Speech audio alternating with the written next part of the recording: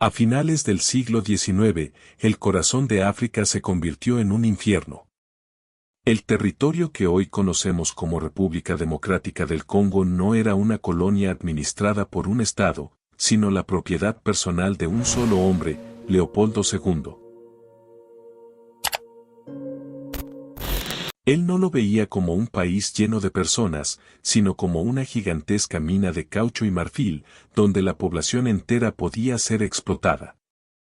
Millones de hombres, mujeres y niños fueron forzados a recolectar caucho bajo un sistema de terror.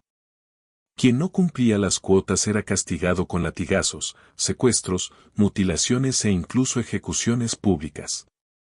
El activista británico Edmond Dene Morel, uno de los principales denunciantes de estos crímenes, escribió años más tarde en su libro Black Man's Burden. de 1920. This rubber traffic is steeped in blood. Lo que se traduciría en, este comercio de caucho está empapado en sangre. No era una metáfora. Cada tonelada de caucho que salía del Congo llevaba consigo un precio en vidas humanas, en sufrimiento y en terror. El nacimiento del Estado Libre del Congo. A finales del siglo XIX, mientras las potencias europeas competían por repartirse África en la llamada carrera por África, un rey pequeño de un país pequeño encontró la forma de convertirse en uno de los mayores colonizadores del continente. Hablamos de Leopoldo II de Bélgica. Leopoldo no era un rey poderoso ni tenía un gran ejército detrás. Pero sí tenía ambición. Su sueño era convertir a Bélgica en una potencia colonial y, sobre todo, hacerse con un imperio personal. Para lograrlo, recurrió a la diplomacia, a la manipulación y a una de las campañas propagandísticas más exitosas de su tiempo. Creó lo que llamó la Asociación Internacional Africana, una organización supuestamente humanitaria cuyo objetivo declarado era llevar la civilización y el progreso al corazón de África. En realidad, era el instrumento con el que Leopoldo planeaba quedarse con un territorio inmenso. Mientras tanto, en el propio Congo, un explorador llamado Henry Morton Stanley recorría el río Congo firmando tratados engañosos con jefes locales que, sin saberlo, cedían sus tierras y a su gente a Leopoldo. Estos documentos, incomprensibles para los africanos, fueron presentados en Europa como prueba de que los congoleños habían aceptado libremente la autoridad del rey. En 1884-85, durante la Conferencia de Berlín, las potencias europeas, más preocupadas por evitar guerras entre ellas que por el destino de África, reconocieron oficialmente a Leopoldo como soberano de un nuevo estado, el Estado Libre del Congo. No era una colonia belga, ni un protectorado compartido. Era, literalmente, propiedad privada de un monarca. El nombre Estado Libre era pura ironía. Lo que en realidad nació en 1885 fue un régimen de explotación sin precedentes, disfrazado bajo el lenguaje de la civilización, el cristianismo y el progreso. Como escribiría más tarde el periodista y pacifista Edmond Morel, uno de los primeros en denunciar lo que ocurría allí. Nunca en la historia un solo hombre había tenido en sus manos tanta riqueza y tanto poder sobre millones de personas, y nunca se había usado con tanta brutalidad. Así, bajo la fachada de la filantropía, Leopoldo II consiguió un territorio más de 80 veces más grande que Bélgica. Y lo que parecía el triunfo de un visionario, pronto se transformaría en una de las tragedias humanas más terribles de la era moderna. El régimen del terror en el Congo. El llamado Estado Libre del Congo, lejos de ser libre, fue un campo de concentración disfrazado de colonia. Leopoldo II convirtió la extracción del caucho y el marfil en una máquina de explotación brutal. Los soldados de la Force Publique tenían una orden macabra: causar terror para aumentar la producción. Los pueblos eran quemados si no cumplían con las cuotas. Hombres, mujeres y niños eran tomados como rehenes para obligar a los demás a trabajar. Y si alguien no entregaba suficiente caucho, la represalia era cortar manos. No era un castigo aislado, era un sistema.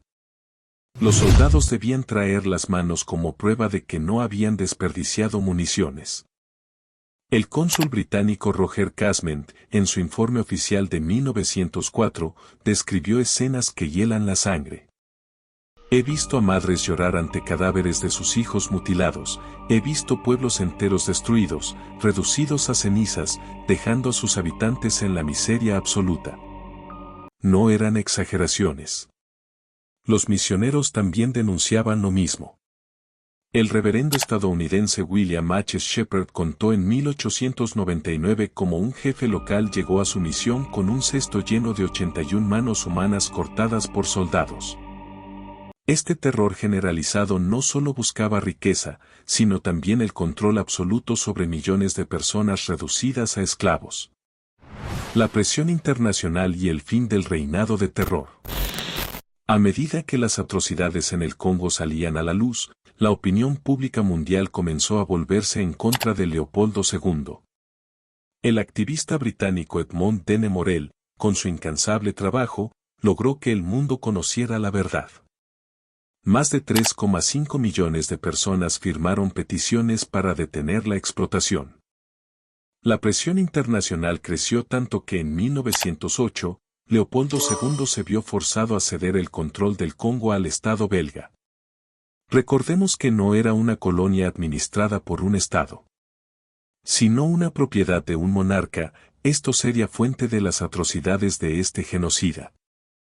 El historiador Adam Hochschild resumió este momento con una frase contundente. La conciencia mundial logró lo que la fuerza no pudo.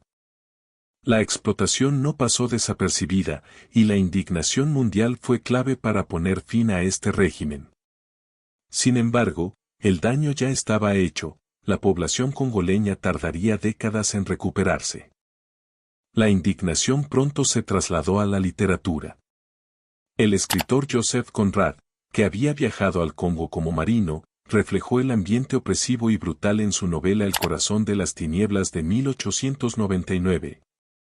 Una obra que hasta hoy sigue siendo un espejo del colonialismo deshumanizador.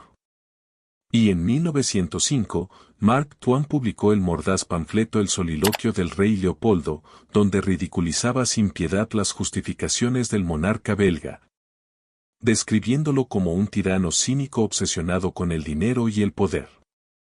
Gracias a periodistas, activistas y escritores, el tema dejó de ser un secreto.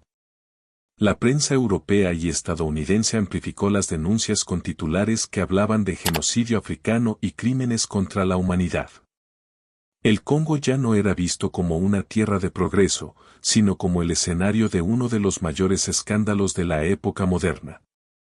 Y aquí te pregunto a ti, ¿crees que, sin la presión de la prensa y la literatura, el mundo habría descubierto lo que realmente pasaba en el Congo? Como ya lo habíamos comentado minutos atrás, Leopoldo II en 1908 cedió su colonia personal al Estado belga. Sin embargo, la realidad no cambió del todo. Bélgica continuó explotando los recursos naturales, caucho, minerales, marfil, bajo una administración más institucional, pero todavía profundamente extractiva. El legado del horror. Las secuelas de aquel régimen fueron devastadoras. Millones de congoleños habían muerto durante las décadas de dominio de Leopoldo II, los sobrevivientes quedaron marcados por la violencia, la miseria y la pérdida de estructuras sociales enteras. El trauma colectivo, la desestructuración económica y la manipulación política sembraron las raíces de muchos de los conflictos que aún hoy persisten en la región. El Congo, lejos de haberse civilizado, quedó atrapado en un ciclo de pobreza y dependencia que marcaría su historia hasta el presente. El precio de la ambición. La historia del Congo bajo Leopoldo II es un recordatorio brutal de lo que ocurre cuando la codicia se disfraza de progreso. En nombre de la civilización, se cometieron masacres que destruyeron comunidades enteras. Lamentablemente, Leopoldo nunca fue llevado a declarar o fue condenado por sus actos atroces en suelo africano.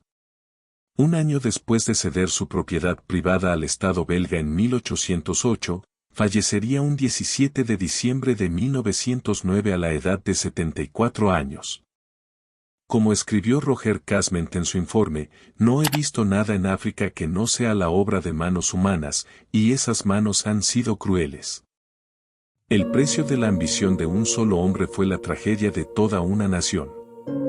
Gracias por llegar hasta acá, espero que hayas encontrado una reflexión sobre este horror, te dejo con el video más visto, hasta pronto.